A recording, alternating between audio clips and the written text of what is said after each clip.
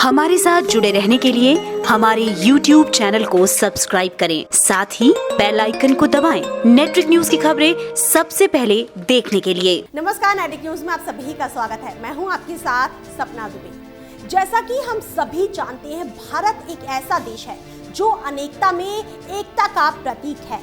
भारत में वैसे तो आपको सब कुछ देखने को मिलेगा और भारत दुनिया का सबसे बड़ा लोकतांत्रिक देश है। अब सोचने वाली बात तो ये है कि जिस देश में इतना बड़ा लोकतंत्र होगा, वहाँ लोगों की सोच में भी फर्क हो सकता है। देखा जाए तो भारत में अलग अलग धर्मों के, अलग अलग जातियों के और अलग अलग समुदाय के लोग रहते हैं। अगर हम भारत देश के निवासी हैं तो हमें अपने देश के बारे में सब कुछ पता होना चाहिए। सब कुछ पता ना हो तो भी अपने देश की कुछ प्रमुख चीजें तो जरूर पता होनी चाहिए कि हमारा देश का इतिहास क्या था। हमारे देश के संविधान के बारे में भी हमें जानकारी होनी चाहिए। वैसे आप आए दिन आईपीसी और सीआरपीसी की धारा के बारे में सुनते ही होंगे, तो आज हम आपको बताने जा रहे हैं कि आखिर आईपीसी और सीआरपीसी में क्या अंतर होता है। जैसा कि आप सभी को पता है कि देश कोई भी हो, वहाँ लोगों के द्वारा अपराध जरूर होते हैं, जिसके लिए वहाँ सजा का प्रावधान होता है। ठीक उसी तरह भारत में भी कुछ प्रकार के मानव व्यवहार ऐसे होते हैं जिसकी कानून इजाजत नहीं देता। ऐसे व्यवहार करने पर किसी व्यक्ति को उनके परिणामों का सामना करना पड़ता है। वैसे आप खराब व्यवहार को अपराध या गुनाह कह सकते हैं, और अगर किसी व्यक्ति द्वारा कोई गुनाह या अपराध होता है तो स्वाभाविक है कि इसके लिए उसे सजा भी मिलेगी। तो किसी व्यक्ति द्वारा किए गए अपराध के लिए किस तरह की सजा दी जाएगी, इसका पूरा ब्यौरा मुख्यतः आईपीसी में दिया गया है। गौरतलब है कि जब भी कोई अपराध किया जाता है तो सदैव दो प्रक्रियाएं होती हैं जिन्हें पुलिस अपराध की जांच करने में अपनाती है। एक प्रक्रिया पीड़ित के संबंध में और दूसरी आरोपी के संबंध में होती है। सीआरपीसी में इन दोनों प्रकार की प्रक्रियाओं का ब्यौरा दिया गया है। दंड प्रक्रिया संहिता सीआरपीसी के द्वारा ही अपराधी को दंड दिया जाता है। आप इसे ऐसे समझिए कि भारत में किसी भी तरह के अपराध होने और उस अपराध की सजा मिलने तक की प्रक्रिया में भारतीय दंड संहिता यानी कि आईपीसी, इंडियन पीनल कोड और दंड प्रक्रिया संहिता यानी कि CrPC, code of criminal procedure की मदद ली जाती है। आईपीसी को लागू करने का मुख्य उद्देश्य था कि संपूर्ण भारत में एक ही तरह के कानून को लागू किया जा सके, ताकि अलग अलग क्षेत्रीय कानूनों की जगह एक ही अपराध कोड हो। आपको बता दें कि भारतीय दंड संहिता को इंग्लिश में इंडियन पिनल कोड और उर्दू में ताज-ए-हिंद भी कहा जाता है। और आईपीसी में कुल मिलाकर 511 धाराएं और 23 अध्याय हैं। भारतीय दंड संहिता ब्रिटिश काल में सन 1862 में लागू हुई थी और देश में बने पहले विधि आयोग के चेयरपर्सन लॉर्ड मैकॉले थे। इन्हीं की अध्यक्षता में आईपीसी का ड्राफ्ट तैयार किया गया था। इसके बाद इसमें समय समय पर संशोधन होते रहे। यहाँ पर एक खास बात ये है कि आईपीसी की धाराएं पूरे भारत में लागू होती हैं, सिर्फ कश्मीर को छोड़कर, क्योंकि यहाँ पर रणवीर दंड संहिता आरपीसी लागू होती है। आइए पहले जान लेते हैं कि आखिर भारत के जम्मू कश्मीर राज्य में भारतीय दंड संहिता की जगह आरपीसी रणवीर दंड संहिता क्यों लागू है। दरअसल भारतीय संविधान की धारा 370 के मुताबिक जम्मू कश्मीर राज्य में भारतीय दंड संहिता का इस्तेमाल नहीं किया जा सकता है, इसलिए वहाँ आरपीसी लागू है, जिसे रणवीर आचार संहिता भी कहा जाता है। दरअसल भारत के आजाद होने से पहले ही जम्मू कश्मीर एक स्वतंत्र रियासत था और उस वक्त जम्मू कश्मीर में डोगरा राजवंश का शासन था, जिसके शासक महाराजा रणवीर सिंह थे। इसलिए वहां 1932 में महाराजा के नाम पर रणवीर दंड संहिता लागू की गई थी, जो आज तक बरकरार है। तो वहीं सीआरपीसी को हिंदी में दंड प्रक्रिया संहिता कहते हैं और ये कानून सन 1973 में पारित हुआ और 1 अप्रैल 1974 से लागू हुआ था और इसमें 484 धाराएं, 2 अनुसूचियां और 37 अध्याय हैं। अगर हम पहले के भारत की बात करें तो यहाँ किसी भी प्रकार का दंड प्रक्रिया संहिता नहीं था। भारत में बहुत सारे कानून थे।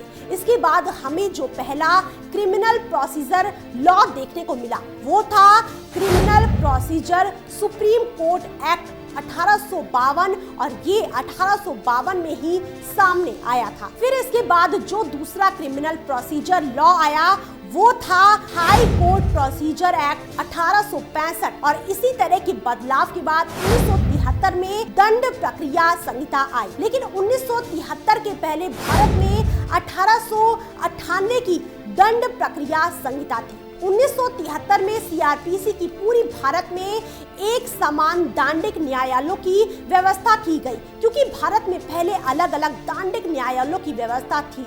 1973 के सीआरपीसी की बड़ी खास बात ये थी कि अगर किसी के खिलाफ कोई एफआईआर लिखवाना चाहता था और कोई ऑफिसर उसे लिखने से मना करता था तो 1973 के सीआरपीसी के पहले ऐसा कोई प्रोविजन नहीं था कि उस स्थिति में व्यक्ति क्या करे। लेकिन 1973 के सीआरपीसी के बाद कोई ऑफिसर ऐसा करता है तो आप उसकी शिकायत उच्च अधिकारी से कर सकते हैं। साथ ही एक खास बात बता दें कि 1973 के सीआरपीसी के बाद भारत में जूरी सिस्टम खत्म कर दिया गया। अगर आपने अक्षय कुमार की रुस्तम फिल्म देखी है तो उस मूवी में जज के साथ कुछ लोगों की मंडली थी जिन्हें जूरी मेंबर्स कहा जाता था, जो कि उस फैसले में जज के सामने अपना निर्णय बता रहे थे। ठीक ऐसे ही पहले भी होता था कि जज के पास कुछ जूरी मेंबर्स होते थे, लेकिन 1973 के सीआरपीसी के बाद इसे खत्म कर दिया गया।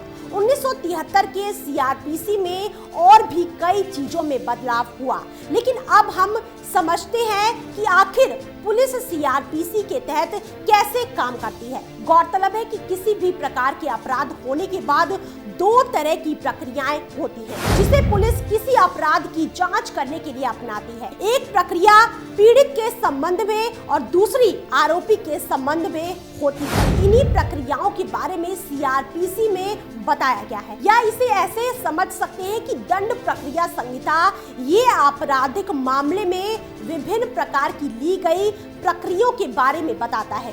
जैसे आईपीसी में किसी अपराध के लिए दंड का प्रावधान होता है, उसी प्रकार सीआरपीसी आपराधिक मामले के लिए की गई प्रक्रियाओं के बारे में बताती है कि अपराधी को कैसे गिरफ्तार किया जा सकता है और कैसे उसकी जमानत होगी। दरअसल कानून को 2 हिस्से में बांटा गया है, मौलिक विधि और प्रक्रिया विधि, जिसमें आईपीसी मौलिक विधि है और सीआरपीसी प्रक्रिया विधि है। मतलब कि आईपीसी में मौलिक चीजों के बारे में बताया गया है, जबकि सीआरपीसी में पूरी प्रक्रिया के बारे में बताया गया है। इसे ऐसे समझिए कि अगर कोई चोरी करता है तो आईपीसी के सेक्शन 379 के तहत 3 साल का कारावास और जुर्माना हो सकता है। तो आपने देखा कि यहाँ चोरी का अपराध पता चल रहा है और इस चोरी की सजा का प्रावधान आईपीसी के सेक्शन 379 में दिया गया है। लेकिन अब मुद्दा ये उठता है कि चोरी किए गए चोर को पुलिस पकड़ेगी कैसे?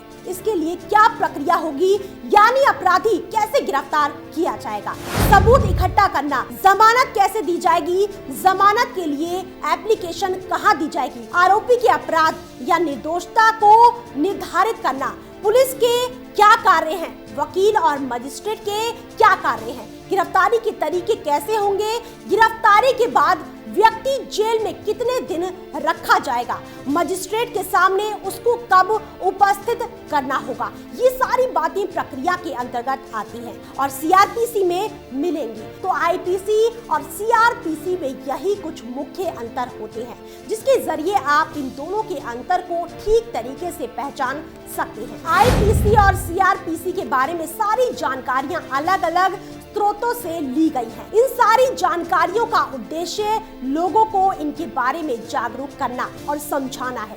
साथ ही इस कंटेंट की कोई भी जानकारी नेड्रिक न्यूज अपनी तरफ से नहीं दे रहा है, बल्कि नेड्रिक न्यूज इन जानकारियों को आप तक पहुंचाने का माध्यम है। फिलहाल इतना ही, बाकी देश और दुनिया की बड़ी खबरों के लिए देखते रहिए हमारे चैनल नेड्रिक न्यूज को। साथ ही खबरों की ताज़ा अपडेट के लिए हमारे चैनल नेड्रिक न्यूज को सब्सक्राइब करना ना भूलें।